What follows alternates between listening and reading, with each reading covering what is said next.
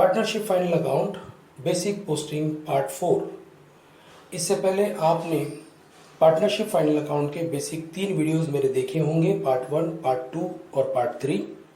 और अगर नहीं भी देखे होंगे तो मैं आपको सजेस्ट करूंगा कि आपको इससे पहले वाले पार्ट 1, पार्ट 2 एंड पार्ट 3 के वीडियो देखने ज़रूरी है, तभी आपको ये जो पार्ट 4 का वीडियो है वो समझ में आएगा। आज के इस वीडियो में हम पार्टनरशिप फाइनल अकाउंट की 5 बेसिक एडजस्टमेंट देखने वाले हैं। ये पांचों बहुत इम्पॉर्टेंट एडजस्टमेंट है। ये सब एडजस्टमेंट मैं एक्सप्लेन भी करूँगा और किस तरह नंबर देके हम इसे याद रख सकेंगे, ये मैं आज के इस वीडियो में आपको एक्सप्लेन करने वाला हूँ। तो अगेन जो मेरे स्टूडेंट हैं जो ये वीडियो फर्स्ट टाइम देख रहे हैं, जिन्होंने इससे पहले पार्ट 1, पार्ट 2, पार्ट 3 का वीडियो नहीं देखा होगा, उनके लिए मैं एक बार वापस बताना चाहता हूँ कि हमने किस तरह नंबर दिए हैं। देखिए, trading account and profit and loss account आपको पता है, हम फाइनल अकाउंट में एक कंबाइन अकाउंट बनाते हैं। तो हमने ट्रेडिंग के डेबिट को दिया है नंबर 1। ट्रेडिंग के क्रेडिट में आने वाली जितनी भी एंट्री है उनको हम नंबर 2 देने वाले हैं। इसके बाद प्रॉफिट एंड लॉस के डेबिट में जो भी पोस्टिंग होगी उसको हम देंगे number 3। And profit and loss account के क्रेडिट में जो भी एंट्री होगी उसे हम नंबर देंगे 4। इसी तरह बैलेंस शीट को भी हमने नंबर दिए हैं। तो बैलेंस शीट के लेफ्ट हैंड साइड मतलब लाइबिलिटी को हमने नंबर दिया है 5 और असेट को हमने नंबर दिया है 6। तो ये सब नंबर गेम डेफिनेटली आपको हेल्प करेगा एडजस्टमेंट याद रखने के लिए, और आपका जो भी प्रॉब्लम है वो सॉल्व करने का जो स्पीड है वो मेंटेन करने के लिए ये नंबर आपको सपोर्ट करेगा। किस तरह करेगा चलो देखते हैं। तो देखिए, आपकी स्क्रीन पे एक छोटा सा क्वेश्चन है, लेकिन आज के इस क्वेश्चन में पार्ट 4 के वीडियो में आपको साथ में कुछ एडजस्टमेंट दिखेंगे। देखो 5 एडजस्टमेंट है नीचे। Closing stock, outstanding wages, depreciation machinery, prepaid insurance और आरडीडी ऑन सन्ड्री डेटर्स। सो जैसे कि इसके पहले के 3 वीडियो में मैंने आपको सबसे पहला काम बता के रखा है कि आपको जो भी ट्रायल बैलेंस का कंटेंट आपके सामने है उसको आप सबसे पहले नंबर दे दो। नंबर मतलब अभी मैंने जो नंबर एक्सप्लेन किए कि इसमें से कौन कौन सा ऐसा कंटेंट है जो ट्रेडिंग के डेबिट में आने वाला है, तो उसे हम नंबर 1 देंगे। तो देखो, अगर आप केयरफुली देखते हो तो I can see that purchase trading के डेबिट में आएगा, so we are going to give number 1 for that. Then wages and salary, अब ये भी अच्छी तरह समझ लो। देखो, वेजेस एंड सैलरी होने की वजह से इसे हम नंबर 1 देंगे। अगर ये सैलरी एंड वेजेस होता तो ये ट्रेडिंग के डेबिट में नहीं, ये प्रॉफिट एंड लॉस के डेबिट में आता और हम उसे नंबर 3 देते। लेकिन क्योंकि अभी ये वेजेस एंड सैलरी है तो उसे भी हम देंगे नंबर 1। और थर्ड कंटेंट जो आपको स्टॉक दिख रहा है 1/4/2018 का, दैट इज ओपनिंग स्टॉक। तो टोटल इस ट्रायल बैलेंस में मुझे 3 ही ऐसे कंटेंट दिख रहे हैं जो ट्रेडिंग के डेबिट में आएंगे, तो जिनको मैंने नंबर 1 दिया। ट्रेडिंग का क्रेडिट मतलब नंबर 2 में आने वाला कंटेंट मुझे ट्रायल बैलेंस में सिर्फ दिख रहा है, दैट इज सेल्स, जिसे हम नंबर 2 देंगे। इसके बाद हमें नंबर 3 देना है ऐसे कंटेंट जो ऑफिस से रिलेटेड है, ऑफिस एक्सपेंसेस। तो ऐसे कौन कौन से एक्सपेंसेस है, देखो, जो फैक्ट्री में नहीं होते, ऑफिस में होते हैं। So I can clearly see that insurance is there, उसको देंगे नंबर 3। इसके बाद बैड डेट आपको दिख रहा है, उसको देंगे number 3। After that audit fee is there, number 3। And इसके बाद आपको दिखेगा पोस्टेज, इस पोस्टेज को देंगे हम नंबर 3। सो इस तरह प्रॉफिट एंड लॉस के डेबिट में आने वाले टोटल 4 कंटेंट्स हैं। आफ्टर दैट नंबर 4 का मतलब आपके प्रॉफिट एंड लॉस का क्रेडिट साइड। मैंने आपको इससे पहले भी बताया, नॉर्मली प्रॉफिट एंड लॉस के क्रेडिट में जितने भी रिसीव्ड होते हैं, जैसे discount received, interest received, commission received, dividend received, ये जितने भी रिसीव्ड होते हैं ये आपके received, not a receivable, received, ये जितने भी रिसीव्ड होते हैं ये आपके प्रॉफिट लॉस के क्रेडिट में आते हैं, जिनको हमने नंबर दिया है 4। सो नंबर 4 में मुझे इधर दिख रहा है interest received and dividend received. So in this way 1 2 3 4 number मेरे हो गए। अब नंबर 5 में देने वाला हूँ लाइबिलिटी को और नंबर 6 हम देंगे असेट्स को। बिफोर दैट देखते हैं प्रॉब्लम में लाइबिलिटीज क्या है। तो सबसे पहला लाइबिलिटी मुझे इधर नजर आ रहा है वो है creditor number 5, then bank overdraft number 5, और ये जो दो पार्टनर है मिस्टर एक्स और मिस्टर वाई, उनका कैपिटल उनको हम देंगे number 5, and finally the remaining जो भी रिमेनिंग है वो सब हमारा असेट है देखो, और उसको हम दे देने वाले हैं नंबर 6। तो मेरा सबसे पहला असेट है मशीनरी, देन डेटर्स, इसके बाद मुझे बैंक बैलेंस दिख रहा है वो असेट हो गया, और आपका इन्वेस्टमेंट ये हो गया आपका असेट। देखो ये चारों भी जिसको हमने नंबर 6 दिया है ये चारों भी आपका प्रॉपर्टी है, और प्रॉपर्टी होने की वजह से इसे हम असेट में पोस्ट करेंगे। सो इन दिस वे देखो बच्चों, मैं हमेशा आपको सजेस्ट करूंगा जब भी फाइनल अकाउंट अगर आपको जल्दी टाइम के अंदर कवर करना है तो ये सब आप ट्रेडिंग डेबिट, पीएनएल डेबिट ये सब लिखते बैठोगे तो उसमें टाइम जाता है, और यही टाइम बचाने के लिए हमने ये नंबर सिस्टम अप्लाई किया है जो डेफिनेटली आपको हेल्प करेगा। अब ये जो हमने 1 से लेके 6 तक जो नंबर दिए हैं, चलो उसको पहले पोस्टिंग कर लेते हैं। तो अब ये पोस्टिंग करने के लिए मुझे सबसे पहले लगेगा trading and profit and loss account और बैलेंस शीट। सो 1 से स्टार्ट करते हैं। आपको पता है कि ट्रेडिंग के डेबिट में सबसे पहले लिखा जाता है टू ओपनिंग स्टॉक 32,000, देन उसके बाद परचेस लिखा जाता है। देखो ये दो को आपको मेंटेन करना है, उसके बाद आप कोई भी सीरियल मेंटेन कर सकते हो, लेकिन सबसे पहले ओपनिंग स्टॉक और उसके बाद परचेस। तो परचेसेस लिखते हैं 1,12,000। देन थर्ड आएगा वेजेस, लेकिन देखो वेजेस पे नीचे एडजस्टमेंट है, second adjustment is related to wages, and because of that wages का पोस्टिंग मैं करूंगा नंबर 1 में, लेकिन उसका अमाउंट में इनर कॉलम में लिखूंगा, और उसके नीचे मैं एक लाइन छोड़ दूंगा बिकॉज उसमें चेंजेस होने वाला है, या तो उसमें कुछ ऐड होगा या उसमें से कुछ सब्ट्रैक्ट होगा, बिकॉज एक एडजस्टमेंट उससे रिलेटेड है। सो 1 का मेरा तीसरा posting of wages and salary, लेकिन मैंने इनर कॉलम में लिखा है बिकॉज उस पर एडजस्टमेंट है। Now moving to number 2, only 1 entry is there, that is sales 2 lakh rupees. Then number 3 में हमें दिख रहा है सबसे पहले इंश्योरेंस, फिर आपका बैड डेट। देखो ये दोनों को अंदर लिखा है बिकॉज इंश्योरेंस पे आपका एडजस्टमेंट नंबर 4 है और बैड डेट आपका एडजस्टमेंट नंबर 5 से रिलेटेड है, इसके लिए इन दोनों को हमने इनर कॉलम में लिखा है और नीचे लाइन छोड़ दिया है। देन इसके बाद आपका ऑडिट फी आएगा, लेकिन देखो ऑडिट फी पे कोई एडजस्टमेंट नहीं है तो हम सीधा आउटर कॉलम में लिख देंगे। और फाइनली आएगा आपका पोस्टेज। सो ये मेरा 1, 2, 3 का पोस्टिंग हो गया। मूविंग टू नंबर 4, नंबर 4 में आने वाली दो एडजस्टमेंट, दो पोस्टिंग है, that is interest receive and dividend received. ये भी मेरा कंप्लीट हो गया, 1, 2, 3, 4 का पोस्टिंग हो गया। Now moving to number 5। So number 5 में सबसे पहले आपको दिख रहा है क्रेडिटर लाइबिलिटी में, उसके बाद बैंक ओवरड्राफ्ट, फिर दोनों पार्टनर का कैपिटल हम लिखेंगे, लेकिन कैपिटल इनर कॉलम में लिखेंगे बिकॉज इस प्रॉब्लम में जो भी नेट प्रॉफिट या नेट लॉस होगा वो अगर नेट प्रॉफिट हुआ तो कैपिटल में ऐड होता है, और नेट लॉस हुआ तो कैपिटल में से माइनस होता है। तो x का कैपिटल इनर कॉलम में 30,000 एंड y का capital inner column 30,000। So in this way 1, 2, 3, 4, 5 is completed. Now number 6, that is machinery, but you can see that the third adjustment is related to machinery, so I will write the machinery inner column to the asset side. Then the next one is debtor, but again the fifth adjustment related to debtor, so debtor also number 6 asset में लेकिन inner column में। Then bank balance है, कोई adjustment नहीं है, outer column, और investment कोई adjustment नहीं है, outer column. So in this वे देखो 1, 2, 3, 4, 5, 6 का मेरा पोस्टिंग खत्म हो गया। अब हम 1 बाय 1 एक एक एडजस्टमेंट करेंगे। आपको पता है ट्रायल बैलेंस का पोस्टिंग कभी भी एक ही जगह करना होता है आपको नॉर्मली, लेकिन एडजस्टमेंट का जब भी आपको पोस्टिंग करना है उसका मिनिमम 2 इफेक्ट देना होता है, मैक्सिमम 3 भी इफेक्ट है, और कभी कभी कुछ एडजस्टमेंट ऐसे भी है जिनके 4 भी इफेक्ट आपको देने पड़ते हैं, बट मिनिमम 2 इफेक्ट एडजस्टमेंट को देना ज़रूरी होता है। तो सबसे पहला एडजस्टमेंट जो आपको ऑलरेडी पता है, क्लोजिंग स्टॉक, पार्ट 3 के वीडियो में भी मैंने आपको एक्सप्लेन किया था, उसका नंबर भी मैंने आपको बता दिया था 26। अब ये 26 क्या है, ये जब प्रॉब्लम खत्म होगा मैं आपको बता दूंगा। चलो क्लोजिंग स्टॉक का एंट्री करते हैं। आपको पता है क्लोजिंग स्टॉक का पहला एंट्री नंबर 2 में होता है, मतलब ट्रेडिंग के क्रेडिट में होता है।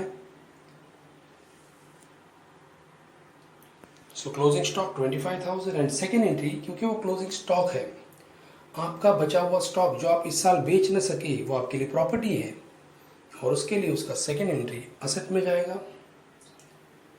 ये हो गया आपका पहला एडजस्टमेंट जो इससे पहले मैंने पार्ट 3 के वीडियो में एक्सप्लेन किया है। Moving to second adjustment, outstanding wages. Now try to understand the meaning of this adjustment, outstanding wages. से आउटस्टैंडिंग वेजेस मतलब आपके फैक्ट्री में कोई एक वर्कर है जिसका कुछ 1000 जो वेजेस है वो अभी तक आपने दिया नहीं है, वो देना बाकी है। तो किसी का भी पैसा देना बाकी है तो ये हमारे लिए लाइबिलिटी होती है, तो एक एंट्री तो इसकी लाइबिलिटी में जाएगी एज आउटस्टैंडिंग वेजेस। और क्योंकि हमने अभी तक वो वेजेस पे नहीं किया है तो इस साल का जो वेजेस 8000 है उसमें ये जो 1000 हमने अभी तक नहीं पे किया है उसे हम ऐड करेंगे। और ये हमेशा याद रहने दो, आउटस्टैंडिंग एक्सपेंसेस होने दो या आउटस्टैंडिंग इनकम होने दो, वो हमेशा जिससे भी रिलेटेड है उसमें ऐड किया जाता है। तो पहला पोस्टिंग मैं कर रहा हूँ वेजेस एंड सैलरी में, ये जो आउटस्टैंडिंग वेजेस 1000 है सेकेंड एडजस्टमेंट का वो मैं पहले ऐड करूँगा, आउटर में 9000 हो जाएगा। और क्योंकि किसी का तो 1000 देना बाकी है तो ये फर्म के लिए लाइबिलिटी हो गया, तो सेकेंड एंट्री इसका नंबर 5 में जाएगा, that is liability outstanding wages. इस तरह आउटस्टैंडिंग वेजेस का ये सेकेंड एडजस्टमेंट खत्म हो गया। मूविंग टू थर्ड एडजस्टमेंट, आपका मशीनरी 10% से डिप्रिसिएट हुआ है। देखो मशीनरी का वैल्यू, ये आपका थर्ड एडजस्टमेंट है, मशीनरी डिप्रिसिएटेड 10%। मशीनरी का वैल्यू 90,000 है, 90,000 का 10% होता है 9,000। आपका मशीन 9,000 से डिक्रीज हो गया, रिड्यूस हो गया, आपने उसे यूज़ किया, यूज़ करने की वजह से असेट का जो वैल्यू कम होता है उसे डेप्रिसिएशन कहते हैं। तो पहले चलो 9,000 माइनस कर लेते हैं, it will become 81,000 now, because आज 90,000 का मशीन था, आपने उसे यूज़ किया, यूज़ करने की वजह से उसका 10% वैल्यू मतलब 9,000 रिड्यूस हो गया। Now the value of machinery become 81,000। आपके असेट का वैल्यू कम हो रहा है, ये आपके लिए लॉस है, और इसके लिए हम इसका सेकेंड एंट्री करेंगे प्रॉफिट एंड लॉस के डेबिट में, to machinery to depreciation into bracket machinery 9,000। ये देखो ये जितने भी एडजस्टमेंट मैं आज बता रहा हूँ ये बहुत इंपॉर्टेंट एडजस्टमेंट है। अब कोई भी फाइनल अकाउंट का प्रॉब्लम उठा के देखो, इसमें से आपको हर प्रॉब्लम में 2 या 3 एडजस्टमेंट इसमें से रहेगी ही। Moving to fourth adjustment, prepaid insurance. See what is the meaning of, जैसे आउटस्टैंडिंग का मतलब होता है किसी का तो पैसा देना बाकी है, वैसे प्रीपेड का मतलब होता है कि आपने फ्यूचर का पैसा एडवांस में पे करके रखा है। तो अगर आप फ्यूचर का पैसा एडवांस में पे करके रखते हो तो पहली बात आपको उसे पहले करंट ईयर में से माइनस करना है, क्योंकि आप ये करंट ईयर का अकाउंट अभी टैली करने जा रहे हो, करंट ईयर का अकाउंट का हिसाब किताब करने जा रहे हो, तो इसमें आप फ्यूचर के एक्सपेंसेस नहीं ले सकते। इसलिए ये जो प्रीपेड इंश्योरेंस का 500 है पहले हम माइनस करेंगे इंश्योरेंस में से, और ये जो आपने 500 फ्यूचर का पे करके रखा है ये आपके लिए एसेट है। जब तक वो फ्यूचर का डेट नहीं आता तब तक वो आपके लिए एसेट है। इसलिए प्रीपेड का सेकेंड इफेक्ट आपको बैलेंस शीट के एसेट साइड में करना है, that 500 rupees as a prepaid insurance. And the last adjustment that is RDD। Try to understand the meaning of RDD। RDD का फुल फॉर्म है रिजर्व फॉर डाउटफुल डेप्ट। इस firm को ये डाउट है कि इनका जो मार्केट में 30,000 का डेटर है उसमें से 5% रिकवर नहीं होगा। मतलब इन डेटर का मतलब क्या होता है, इन्होंने इनके कुछ कस्टमर को उधार पे गुड्स बेचे हैं, ऐसे टोटल 30,000 अमाउंट है, उसमें से 5% 30,000 का 5% मतलब 1,500 रिकवर नहीं होगा, ऐसा इनको डाउट है, और इसलिए वो इररिकवरेबल अमाउंट है तो हम उसे डेटर में से माइनस करेंगे। सो 30,000 का 5% 1,500, ये जो लास्ट एडजस्टमेंट है देखो इसका पहला इफेक्ट दे रहा हूँ मैं, डेटर में से माइनस करूँगा, आउटर में 28,500। और देखो ऑलरेडी इनका बैड डेप है 1,000। Now what is the difference between bad debt and RDD? देखो बैड डेप मतलब एक्चुअल में इनका पैसा डूब गया है, ये जो 1,000 है ये ऑलरेडी इनको लॉस हो चुका है, दैट इज बैड डेप। और इनको डाउट है कि और 1,500 रिकवर नहीं होगा और 1,500 डूब सकता है, इसलिए हम बैड डेप में इसे प्लस करेंगे। तो इनका टोटल लॉस कितना हो गया, ऑलरेडी 1,000 पहले से डूब चुका है और 1,500 डूबने का चांसेस है, इसका मतलब इनका टोटल लॉस हो सकता है 2500। सी इन दिस वे ये जो टोटल 5 एडजस्टमेंट थी, जो इम्पोर्टेंट 5 एडजस्टमेंट है, मैंने आपको टोटल उसका पोस्टिंग करके बता दिया। अब हम वन बाय वन सबसे पहले क्लोज करेंगे हमारा ट्रेडिंग अकाउंट, उधर हमें ग्रॉस प्रॉफिट या ग्रॉस लॉस होगा। फिर क्लोज करेंगे पार्टनर्स कैपिटल, उधर हमें नेट प्रॉफिट या नेट लॉस होगा। और फाइनली हम टैली करेंगे हमारा बैलेंस शीट। तो if you see your trading account, you can see that the credit side is heavier. तो पहले मैं क्रेडिट साइड क्लोज कर रहा हूँ, 2 lakh plus 25,000, that is 2,25,000 credit side. Same I will write to the debit side. और अब इस 2,25,000 में से 32,000, 1,10,000 एंड 9,000 का जो टोटल है, वो टोटल मैं माइनस करूंगा तो आई विल गेट ग्रॉस प्रॉफिट 72,000। अब ये जो ग्रॉस प्रॉफिट आया 72,000, ये शिफ्ट होगा आपके प्रॉफिट एंड लॉस में। जो हमने ट्रेडिंग अकाउंट में किया सेम अभी हम प्रॉफिट एंड लॉस में देखते हैं कौन सा साइड हेवी है। Again you can see that the credit side is heavier. 72,000 plus 600 plus 200 मतलब 72,800। Same I will write to the debit side. Now I will deduct this 9,000, 7,000, 1,500, 2,500 and 9,000 का जो ये पूरा टोटल है, ये मैं 72,800 से माइनस करूंगा, then I will get net profit. That net profit is 43,800.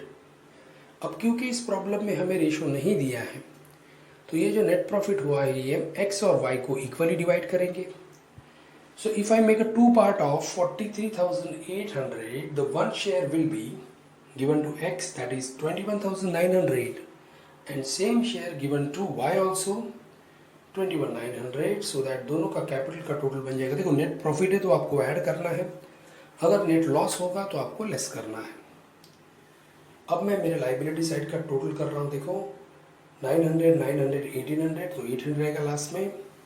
और बाकी ये सब अमाउंट जो है 51,000, 51,000, 55, 36 एंड 1,000 को अगर मैं ऐड करूंगा, I will get 1,95,800। If you check your asset side also, उधर भी आपको देखो लास्ट के 3 डिजिट में 800 आ रहा है।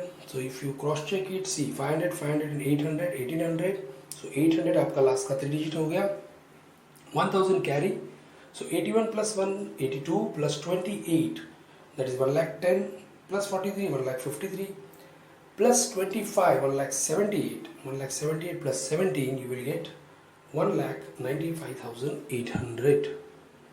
इन दिस वे देखो ये जो पूरा प्रॉब्लम है हमने टैली कर दिया। लेकिन अब आपको लगेगा सर फिर इस नंबर का क्या हेल्प है, ये नंबर याद करके क्या फ़ायदा है। तो देखो हमने जो आज ये 5 एडजस्टमेंट देखी है, इस 5 एडजस्टमेंट को याद रखने के लिए मैं आपको एक शॉर्टकट तरीका बता रहा हूँ। जैसे हमने जो पहला एडजस्टमेंट किया क्लोजिंग स्टॉक, अब देखोगे उसका पोस्टिंग हमने ट्रेडिंग के क्रेडिट में मतलब 2 एंड बैलेंस शीट में असेट में मतलब नंबर 6।